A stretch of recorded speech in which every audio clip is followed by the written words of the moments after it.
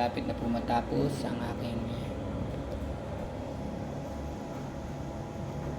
Rex Solar Energy power supply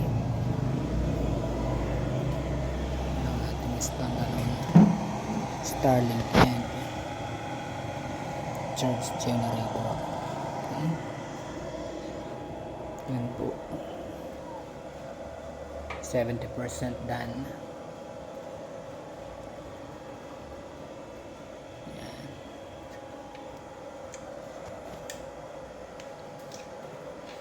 Kapag mag-charge ka,